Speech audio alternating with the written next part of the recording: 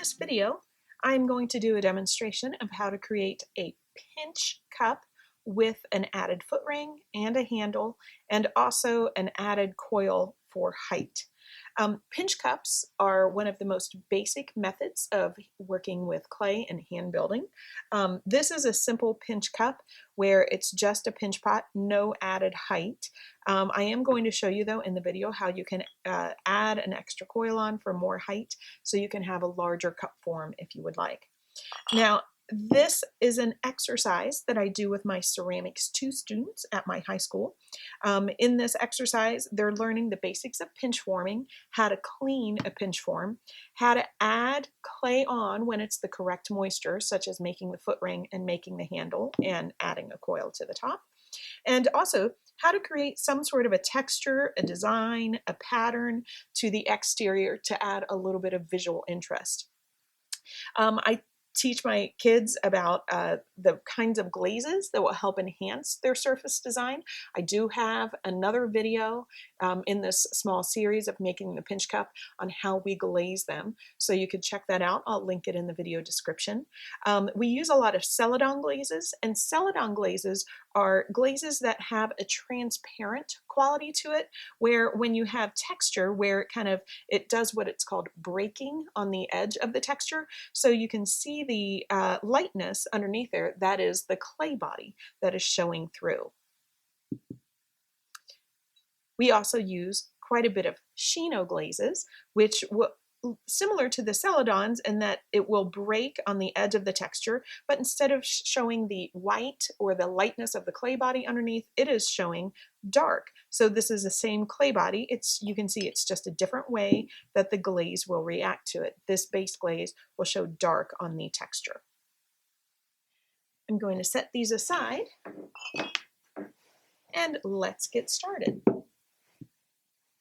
Oh, and I did forget to mention, these are just some of the tools that I like to use when carving designs, from very small little straight lines that carve away things to larger areas, like for larger areas of texture that are taken away.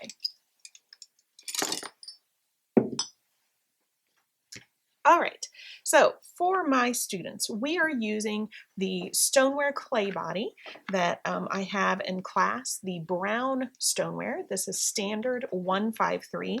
Again, I will link these sorts of things in the video description for people that want to know. When you begin with a piece of clay, you will often want to wedge it just to kind of rotate the clay into itself, especially if you're using scrap clay. You just want to make sure that it's evenly mixed. So I just rotate it into itself, and that ensures that you have a nice even mixture. Then I'm going to make it into approximately a ball. Now, one thing to keep in mind is the longer you work with the clay, the drier the exterior is going to get. So when you are pinching a cup, really it should take you 5 minutes to get the body of the cup pinched, 10 at the most. If you are pinching as long as 15 minutes or working with that ball of clay for 15 minutes, you're going to end up with a dry surface and probably surface cracking. So I am going to start with a hunk about the size of an orange. You want to have a hunk where when you put your thumb in the middle, you're going to be able to reach around with those fingertips and meet the thumb underneath. Now, when you are pinching, you always want to pinch the bottom of your form first, because you want to pinch it while you can still reach it. Now, you have to develop a bit of a sensitivity to how thick are you pinching the clay walls. You want the bottom and the walls to be, in the case of my students, I'm going to suggest about as thick as a pinky. You want it to be about pinky thick. That gives you enough stability as you're pinching that it's not going to be too floppy on you, but it also gives you enough thickness where you can clean it when it becomes leather hard. So as I progress up the cup, I start pinching at the bottom and I work my way slowly up the wall as I'm rotating it. Now I do want to note I am doing this completely in my hand. I have not set this on the table. I want to keep it with a round bottom as I'm pinching. Now, this might be getting a little bit fat for me. So if you start to get a little wide, gently squeeze it in as it gets a little bit closer. If you get any little creasing or lines that are developing, immediately blend side to side across those lines. If you are doing this kind of in a quick motion and you're not spending too much time on it, you probably won't get many surface lines. The drier the surface of the clay gets, the more inclined you're going to get surface cracking. So you want to avoid that. All right, so I am going to, for the first time, set this down. Okay, I'm just going to gently tap the bottom to get a somewhat of a flat bottom so I have a surface so it won't fall over. Now let's take a look at a couple of these cups. If you wanted a short cup like this would be made from a ball of clay like this, no added clay, and I could trim it off and it would be short. If you want to have a taller cup, more like a mug that can hold a little bit more, that's when you would probably want to add on an extra coil, which is what I'm going to do now. I am going to use a turntable, and I have a couple different types of turntables in my classroom. I have the silver, I think they're Kemper turntables. Again, I'll link them in the video description. But this is a tilt and turntable, which is pretty cool. You can adjust it for different heights, and you can either lock it or unlock it so the turntable spins freely, or it holds itself in place so it doesn't move on you as you're working. Whatever kind of turntable you use, I do recommend that you put a little piece of paper towel on it. That will help to, number one, keep the turntable clean. Number two, if you're using one of the silver topped ones, it'll keep you from getting it stuck to it. Sometimes my students press it down on the turntable and it gets stuck. So you don't want to do that. Keep a little piece of paper towel. It always helps keep it a little cleaner. Okay, now I'm going to make a small coil. Well, it's going to be a fat coil. I'm going to make a coil that I'm going to put on the edge. I'm going to wedge up this scrap clay.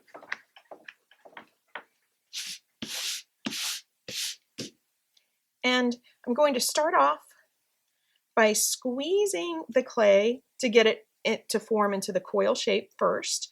And then I'm going to gently twist the ends of the coil in opposite directions. So when I roll, it helps to keep it round. This is the number one tip that I have for people when they are working in coils and they have difficulty keeping it round. Just twist the ends opposite every couple of rolls. Now, I do want to show you what to do in case, like, let's say hypothetically you're working and you haven't twisted it. And can you hear the flop flop? That indicates that it's no longer round. So if you have a coil like that where maybe it's flattened out, I'm just going to kind of square it up so it's no longer real flat in one direction, and then I'm gently twisting the ends so it kind of looks like a drill bit a little bit, and then I will roll again. Okay. With my coil prepped, I now am going to prep the surface of the clay, and I can use a few different tools for that. The first thing that you could use, some people really enjoy the methodical nature of using a needle tool. You can only do one line at a time, and that is the disadvantage of this. I personally don't have the patience for using a needle tool most of the time. So that is one option, okay? Another option would be this one. This is the Kemper Scratch Wire Brush. What looks like bristles are actually wires along here. This is a great little tool. You can just drag along and it scores beautifully, really quickly. And I usually recommend that you kind of do kind of a cross hatch kind of pattern. And the next tool that I recommend, this is my favorite one actually. This is also the Kemper Serrated Rib. And again, I'll link all these in the video description. The serrated rib is like a serrated knife where it has teeth. And again, you can just drag it along and it does a nice job of scoring. And another tool that you could use, but this is very, very small teeth, this is the Mud Tools Hex tool, which this has some other nice functions, especially for like cleaning a surface. But the hex tool is kind of nice. It's just maybe a little bit more delicate than I would necessarily need for the scoring here. Also, you're going to prep the coil itself by scoring the surface where it is going to go on. Now, some people are probably curious why you have to score. Scoring, I like to compare to the reason you have treads on your tires. Tires that are bald don't have any traction on the road and they will slide off if you're going fast on a curve in the rain. But scoring, like tire treads, will help give you a little bit more surface area where they can kind of hold on to each other. Now the next step is to add slip. Slip is basically watered down clay. You can create slip by brushing water on the surface of the pot, brushing vinegar on the surface of the pot. Vinegar sometimes is kind of nice for if you need a slightly acidic reaction. If your clay is a little bit drier, I do like vinegar. Or some people like magic water, which I've tried it. If you like it, go for it, but I don't typically use magic water. Or the other thing would be physically prepared creamy slip. Like if you put slip in a blender or use an immersion blender with clay chunks and water, you can make a really nice creamy slip that you could use. I don't bother to do that most of the time because most of the time I find the water is just fine. Now, as I begin to set this coil on top, obviously it's really thick. It's much thicker than the thickness of the wall. I did that on purpose though, because then I can pinch it and get more height.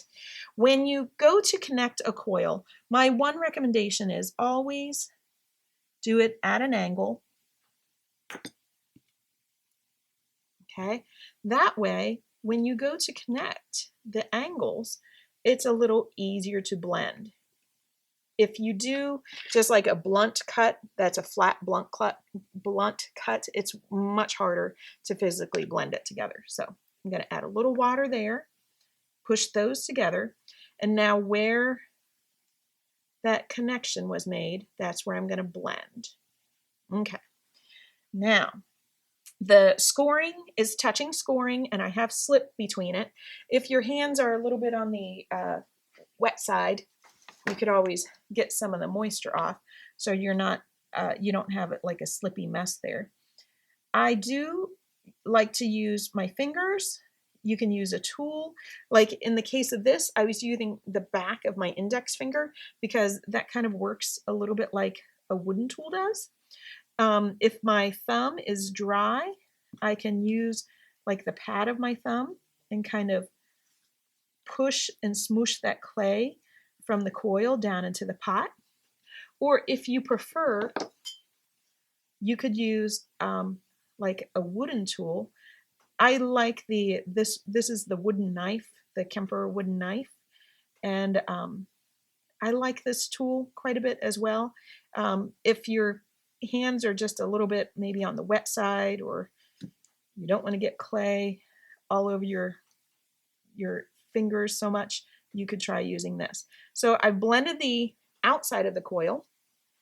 Next, I need to blend the inside of the coil. So if you can look at it, you can see there's the distinction where the coil is not blended on the inside, and that must get blended. So as I do the blending here, I'm really smooshing the clay from the coil down into the wall. Okay, and then once it's blended, I go back over that with my finger and smooth it a little bit more on the interior. Now, the extra thickness that I left to that coil definitely gives me the opportunity to pinch it up. So with that coil, I got over an inch of height.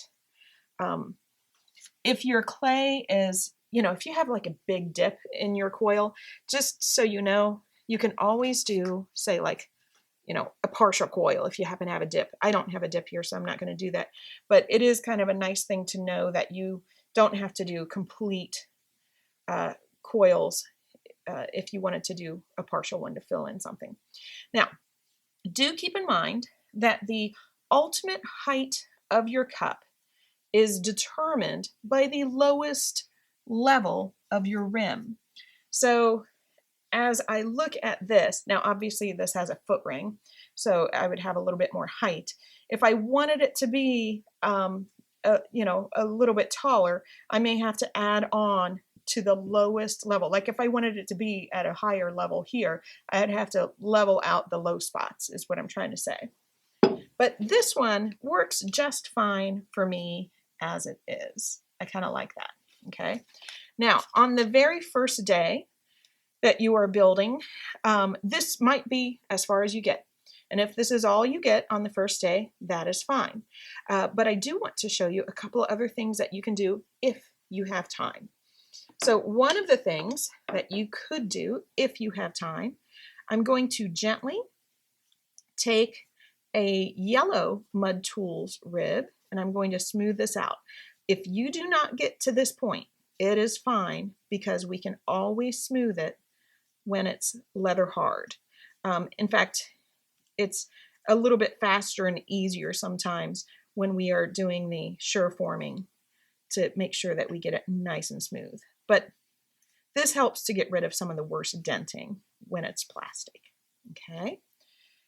The next thing that I can do is I can go ahead and make the foot ring, and I am going to kind of spin this around and make sure that it looks somewhat uniform in the form. Like you don't want it to look noticeably lumpy on one side. Okay. I think that's looking pretty good. What I do want to do, if you have time on this first day, is I'm going to make a foot ring that I'm not physically attaching today. I'm just going to be placing it on the bottom, and then I would physically attach it after I have the outside of the cup cleaned. So for doing the foot ring, I would want to make a foot ring that is around the same size as the bottom, maybe a little bit bigger, okay? And I'm going to just attach the ends like I did when I added the coil on the top. I'm just going to make sure that this is kind of sealed together to make the ring. Again, I'm not going to physically add this today. I will want to clean the cup and get the cup a lot cleaner with sureforms and ribs when it's leather hard, and then I'll attach the foot ring. So right now, this is just sitting on here. It's not physically attached or anything, but this is a pretty good size for what I want. Depending on what your form is of your cup, if you're going to have more of a straight form, that's totally fine. I'm just making mine a little bit maybe more traditional with a smaller bottom. You can do it however you want.